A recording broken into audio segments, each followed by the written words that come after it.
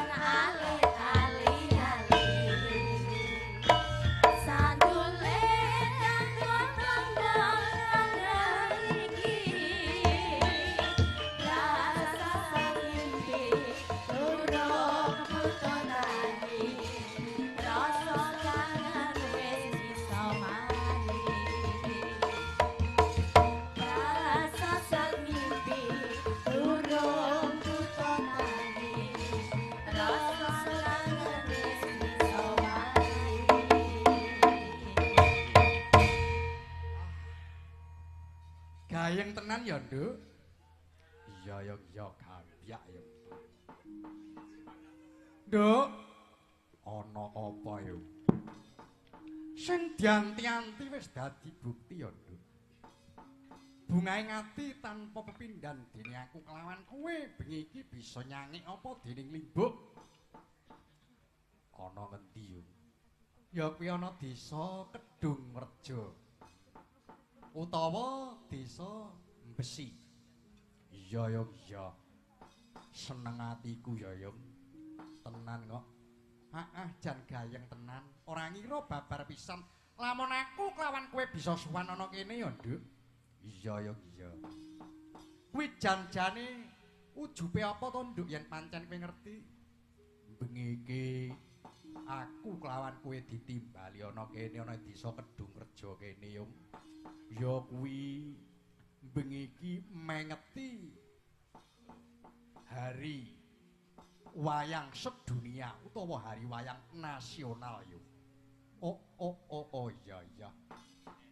Mula aku minangka generasi muda, minangka generasi penerus, muga-muga wae para bocah nom-nom padha seneng marang kabudayan Jawi, ya kabudayan Jawa khususnya wayang kulit ya Nduk iya. Tenan kok. Apa meneh wis ana hari wayang dunia, ateges dunia iki wis mengakui. Dunia wae mengakui kok awake dhewe nganti ora seneng kok kebangetan. Muga-muga wae tetep lestari ya, Nduk. Iya ya iya.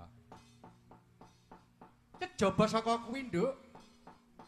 Bengi iki aku go matur nuwun dene awak dhewe iki ditimbali ana kene ya kuwi kang nimbali kuwi Dinas Pariwisata. Sing nanggap ki Dinas Pariwisata, Nduk. Iya ya iya. Mula kula matur nuwun sanget dumateng panjenenganipun Bapak Mutakin minangka Kepala Dinas Pariwisata dan Kebudayaan. Iya ya iya. Muga-muga wae acara ngene iki tetep lestari, tetep ana terus ya aja nganti mandeg. Luwih-luwih dalange aku terus. Iya ya iya. Kejaba saka kuwi aku go matur nuwun dumateng Bapak Lurah Kedung Rejo sampun maringi panggenan wonten mriki lan sedaya perangkat sedaya masyarakat Kedung Rejo sedaya matur nuwun sanget sampun dipun sengkuyung. Ugi Bapak Camat matur nuwun sanget Camat Rembang. Ugi Bapak Kapolsek Bapak Dan Ramil ingkang sampun rawuh matur nuwun sanget rawuhipun. Kejawi saking menika kanca-kanca sedaya pandemenipun Ki Dalang Agus Pramono saking Sendang Asri. Menika wonten Bapak Riyanto rencang kula Permadani menika. Lan sedaya sesepuh pinisepuh ingkang sami rawuh matur nuwun sanget sampun nyengkuyung. Iya ya iya. Kejaba saka kuwi aku uga matur nuwun kabeh para panitia lho. Panitiane jan gambyak semanak ngedulur kompak. Iya to, ora kompak ya ora ana. Dumadine pagelaran kang mewah kaya bengi iki, Nduk. Iya ya iya. Tenan kok. Kejaba saka kuwi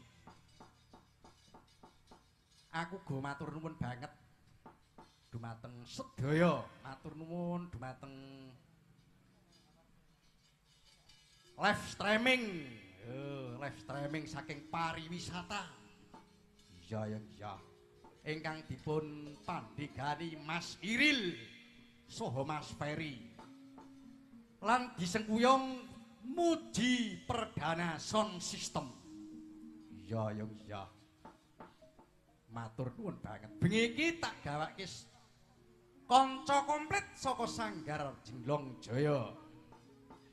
Lan kula ugi matur nuwun dhateng sedaya anggota DPRD Kabupaten Rembang ingkang sami rawuh. Tak gawake kanca komplit saka Sanggar Jenglong Jaya Sendang Asri lan sinden cacah 5. Iya ya iya. Tak gawake sing apik-apik, sing nom-nom. Iya ya iya. Perkara pitepangan mengko sebab bengi iki ana bintang tamune. Ana bintang tamune to ya. Pelawak utawa dagelan sing wis kondhang kaloka ing Kabupaten Rembang. Sopo kuwi ya? ya kuwi Mas Nanda saha Mas Liun. Monggo dipun aturi medal. Ayo diringi kanca.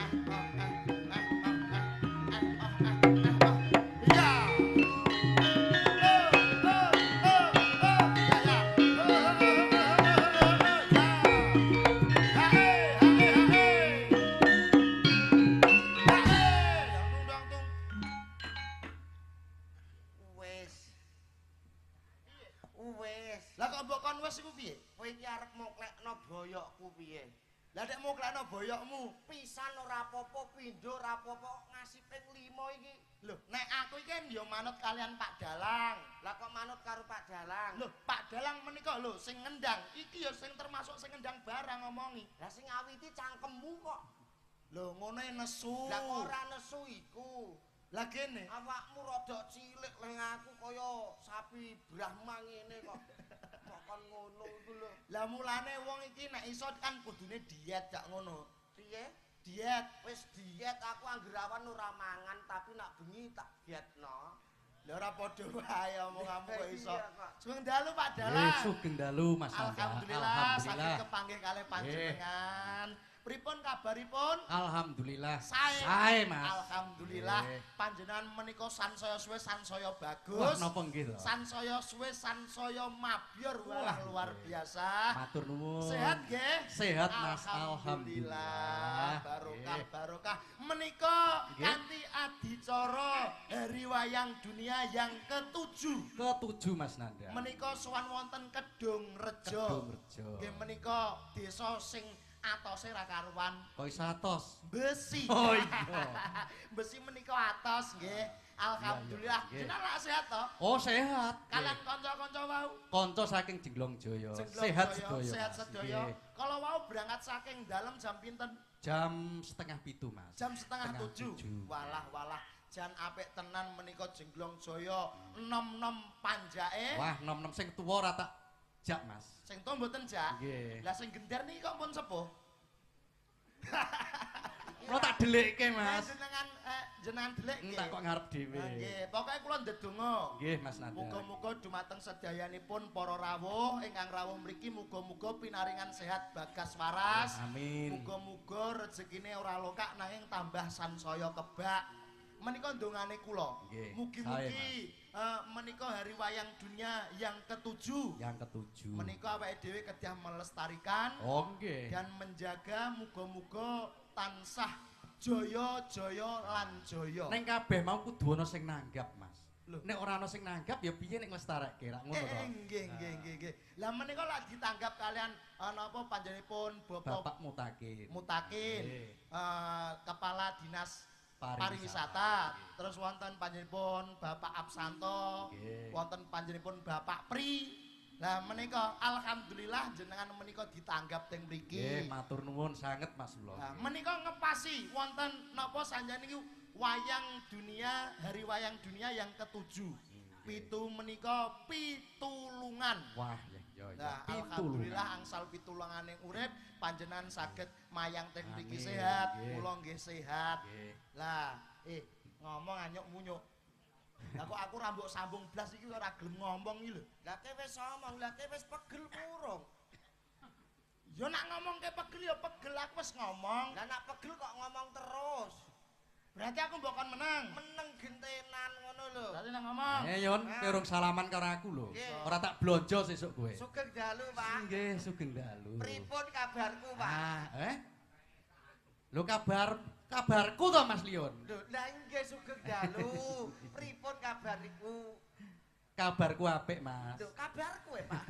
Lah iku piye to? Bingungke Mas takone. Ngomong iku sing ati-ati. Lah kok ngono? Pripun kabare panjenengan, Pak? Lah kok mosok Sing ngerti sapa kok malah takok aku? takokmu iku lho piye, Yon? Aku kan takok ya genah to. Ya nggawa basa sing apik ya apa ora? Heeh. Sugeng dalu, Pak. Nggih, sugeng dalu. Pripun kabarku? Lah mbah. Iki piye ditakoki kok malah Maksudnya iki takok pripun kabarmu? apik. Wong mangkat rene mau bareng ngono kok takok iku lho. Lah kaya lamun takok karo dalange piye? Kudune kowe takok kabarku. Oh nggih, Oh. jenengan kabare pripun? Alhamdulillah sae. Alhamdulillah pikantuk barokah saking Gusti nggih. Nggih. Pak Agus saged tinimbalan wonten desa Kedung Rejo Besi Heeh. kanthi adicara memperingati Hari Wayang Nasional yang ke-7. Lah, 7 iki padha karo 7. Heeh. 7 artine pitulungane. Kowe mau wis sebutke Mas Nanda. baleni meneh lho ben iku ora mau lali. wis tak omong. Anggone kono iku mau. 7 ya to? Iya. Nak 7 kowe apa? Ya pitulungane urip. Lah iku nak umume wong umum lho. Lah kowe piye? Nak aku 7 iki ana maksude dhewe. Maksudnya piye? Nah omongan aja tronyor lho ya. Tenan 7 iki PITU ana maksude. Apa kuwi? P kuwi pangerane awake dhewe ya mung siji Gusti Allah Taala sing patut awake dhewe sembah. Dadi ngono. Iya lho. Lah, I. Insya Allah nak awake dhewe wis nyembah Gusti Allah Taala diparingi seger waras rezeki ingkang lancar. Nggih napa nggih Bu? Ya apa ora? Iya katanya kaya aja bengok ae seneng Lah buri. iya kok. Kok ana L iki apa? T. T tak atok karo wong tuamu sak kloron. Mergo anak iki kudu njaluk pangestune wong tuwa ben supayane uripe terarah lho. Wah. Dengaran kok meletik. Lah iki bar ditotol pitik ya, Pak. Jenengan niku. Kono ditotol pitik iki lho. Lah iku sing T. Lah saiki nak sing Usaha. Wong urip gelem urip kudu gelem usaha ben ora ngangelno liyane. Dadi ngono. Iya lho Mas lho. Oh, iya. Iku pitu lho. Kowe iki nak umat kok iso pintere ra karuan iki lho. Pinter bar mangan sego karak mau apa? Walah, ya. Mangan kok sego karak iki lho. Hobi, Mas. Pak Agus, kalan sinden-sinden iki ya ketok apike kaya ngene. Oh, iya Lho, lho. Jenglong Jaya kowe ngerti ora yo? Lho, Mulane aku mbok apa-apa ning, iki aku seneng nek ana wong wedok-wedok. lah tok seneng. Lho kaya ibu-ibu sing wonten ngajeng menika, ibu-ibu. Halo ibu-ibu, halo. Kayak berarti seneng. Iya, Lah kok ora mau ambungi? ora perkara aku ngambungi wong wedok. Lah kepiye no? Nek aku ngambungi wong wedok, yo nak dinesoni garwane. Ambungi sing tuwa-tuwa lah. Nah sing tuwa-tuwa ndaraman lho. Aku ora perkara ngono kuwi, Mas. Lah kepiye? Senengku iki seneng mergo ibu-ibu kuwi semangat. Aku Lak ngoten nggih Pak Oh Dalang. nggih. Wong wedok iki semangat. Wong lanang nak karo wong wedok iki malah semangat wong wedok. omonganmu aja kelantur lho. Lah kok kelantur? Iki ngkiri panggung iki wong lanang-lanang akeh. Percaya. Omonganmu nak ngasih nyonyok atine Pak diatem grogalan kapok kowe. Ya lah apa kok diantem Lah grogalan? aku pribadi kok tinimbang aku seneng wong wedok, aku alung seneng karo wong lanang. Lho berarti kowe banci. Lah kok banci piye? Lah kowe kok seneng wong lanang? Tegese aku ora gelem ngiwangi wong wedok, aku ngiwangi wong lanang.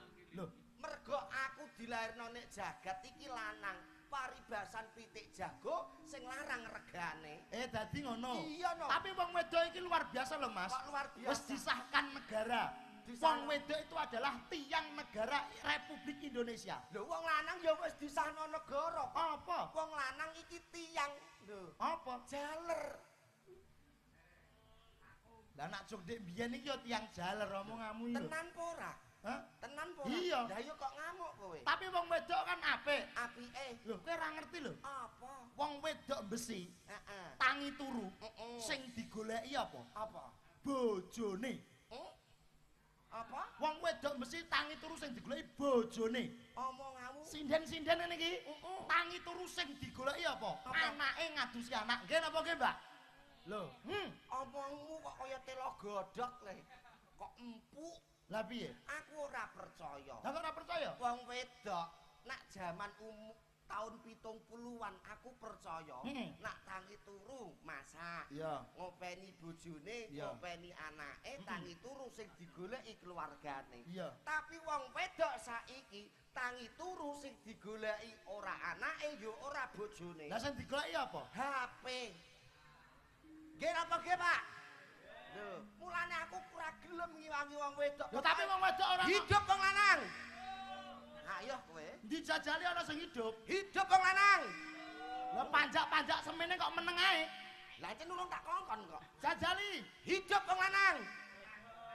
Lho, Lho, ora ana sing ngomong malah mbah tuwa. lah iki wedi karo bojone kok. Lho kena perkara semangat-semangatan semangat wong wedok. Jajal sih. Hidup wong wedok. Hidup wong wedok. Ramene ngono. Kowe tekan kowe ya do meneng ae kowe wedok apa ora? Iki banci kabeh kok. Ayo baleni bareng-bareng. Hidup wong wedok. Hidup wong wedok. Kowe roh apa ora yon? He. Kowe yon kowe ngerti apa ora? Apa? Sing paling semangat iki lho. Iki wong telu kok jan. Mbok-mbokane kuwi. Hidup wong lanang. Kene mok telung gelintir tok ya.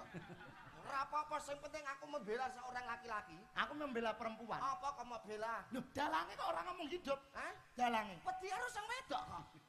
Lho berarti dalange wedi karo sing wedok. Karo wedi karo sing wedok. Mosok sampean wedi kalih bojone? Pedhi, Mas. Ah, iya, iya. iya ora. Wong lanang iki aja ngasih wedi. Dalang kok ora wedi karo bojone ora iso dadi dalang kondang. Lah terus mokon piye? Lho, dalang kondang iki kudune paling ora bojone loro lho, Yon. Nak loro ya rong kodang, Lah pira? 13.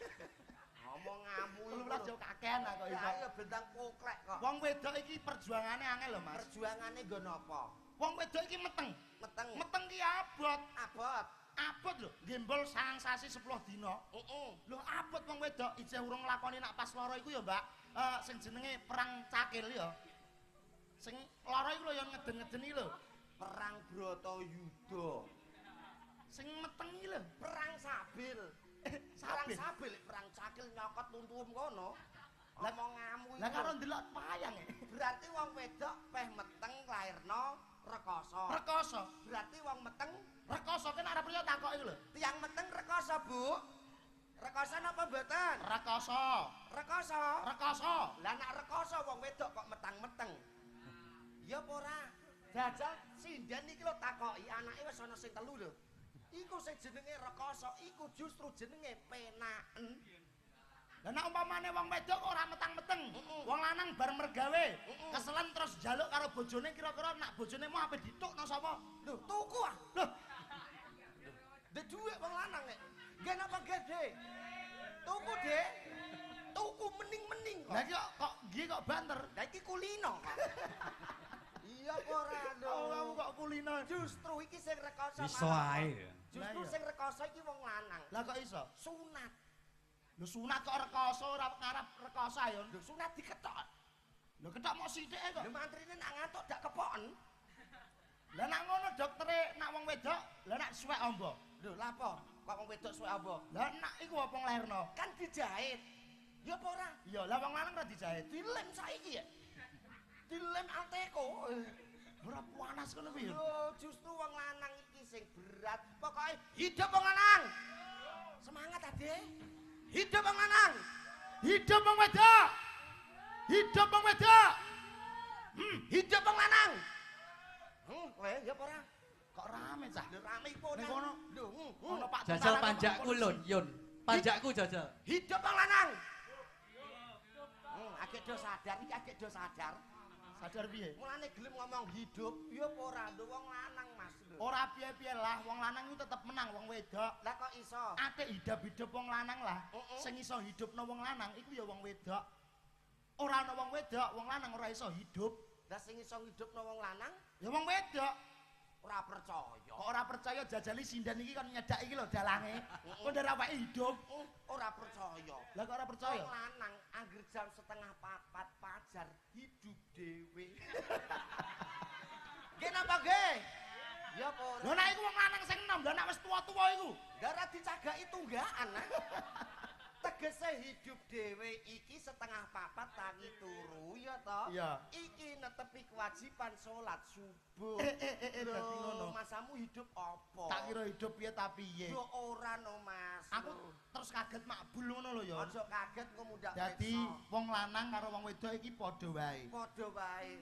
Duduk sama rendah, ngadeg padha dhuwur. Berdiri sama tinggi. Lah iya no Mas, mergo apa to kok iso ngono? Lah piye? Mergo wong lanang antarane wong wedok saiki sepadan iso padha nyambut gawene. Dadi ngono. Jaman dhisik polisi mung lanang tok. Saiki wong wedok ya iso dadi polisi sing diarani polwan lho. Pinter tenan cahya. Iya apa ora? Dhisik dokter kuwi mok lanang tok. Jaman saiki wedok ya iso dadi dokter lho. Iya bener.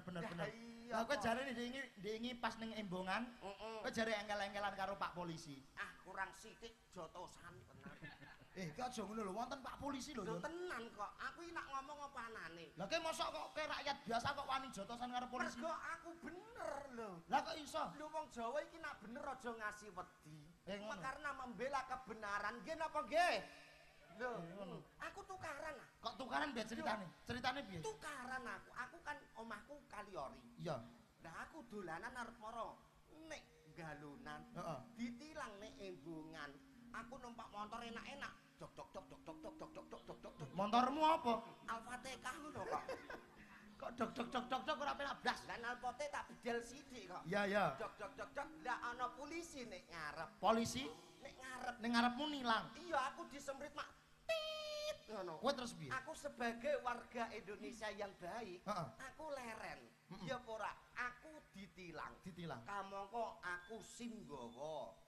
STNK nggawa. Iya. Pelat loro ana. Apa jenenge helm? Helm nggawa. Lah kok ditilang? Perkarane sepele. Lho kok iso padahal lengkap lho Pak, kok iso ditilang iki piye? Lah iya perkarane ya iku. Perkarane piye? Jere aku kurang konsisten. Lah ora konsistene apa? Lho perkarane aku nggawa helm Yamaha, Montorku Honda, jaketku Suzuki. Kowe iku ditilang. Ditilang lho. Aku yo sadar nek aku salah ditilang ora apa-apa. Heeh. Perkara ngono kok, iya toh? Iya. Polisi terus ngetokno surat tilang, terus ngetokno pulpen. Iya. Tak lirik. Iki kesempatanku. Kesempatan go melehno polisi. Polisi tak jawil. Pak, jenengan nggih mboten konsisten lho, Pak. Lho. Lah kok iso? Polisine mecicil terusan ngene kok. Terus. Lho kok iso aku ora konsisten maksudmu piye? Heeh. Lho jenengan polisi kok pulpene pilot tak ngono-ngono. Terus ora sida nilang. Piye-piye oleh melehno? Jenengan polisi kok pulpene pilot.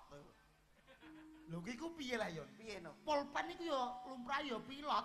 Lah nak polisi pulpene kudu polisi.